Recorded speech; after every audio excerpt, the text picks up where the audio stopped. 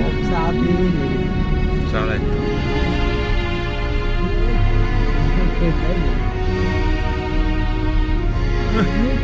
เฮ้ยพี่น้องกูทางรักเก่าคุณเล่นที่เดือดเพื่อนมาเลยกูได้เพื่อนอยู่มาเลยเพื่อนยังเลยทางนั้นพูดเพื่อนจะเจ็บปลาสองสันเพื่อนเอื่อย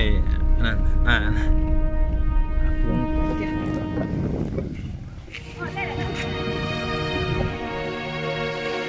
เป็นมาเป็นที่เนาะ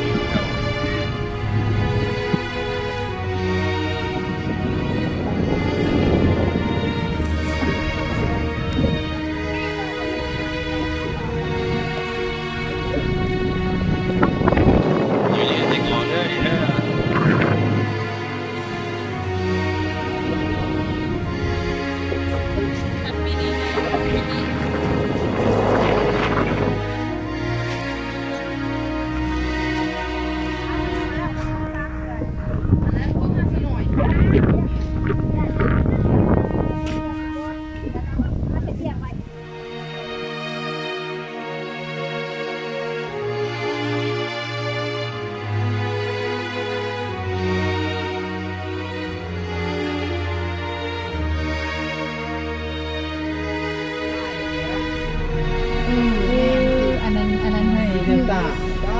มันจะตายไหมอันนั้น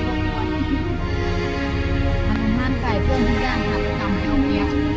อันเก็ตน้ำมันอยู่บนโยกคือใช่ทุกอย่างไปดิสถานประจำเลยชิลิปแล้วเขาหดน้ำลงมาเนาะจักแมทเลยจ้ะวะประมาณเนี่ย17 บ่ายจะไปตัวบัวตัวหางบางกองปลายมันในเลน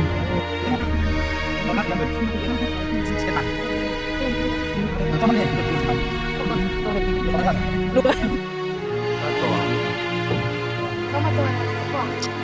มีคนเขาดี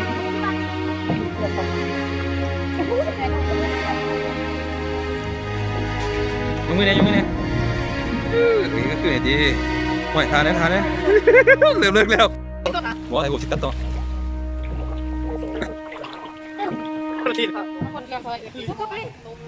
ทานได้จะได้มือนี้พวกซื้อไอทีมาซอยเลยฮะออกกันแล้วซอยเรือตีเป็นจบน้ำแต่ว่าน่ะรู้สึกว่าเบิ่งเครื่องห้องก็สีแต่ว่าเอาไปยินน้ำตอนนี้เขามาเพื่อนเนาะเขามาซอยเรือหน่อยคือว่าสปาร์กันเอาเปี๊ยกแล้วมันด้วยนะพี่ไปลงเด็กเปี๊ยกเลยโอ้ยจะลูกยอดสุดเลยสักที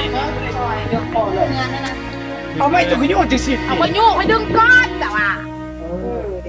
ซอยเรือมาซอยเรือ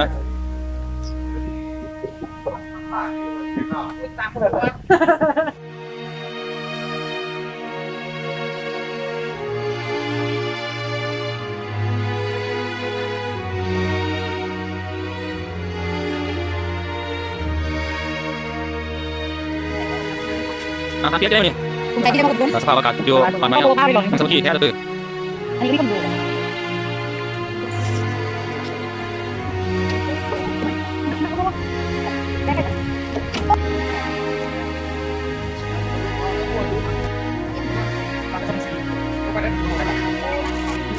ไปแล้ว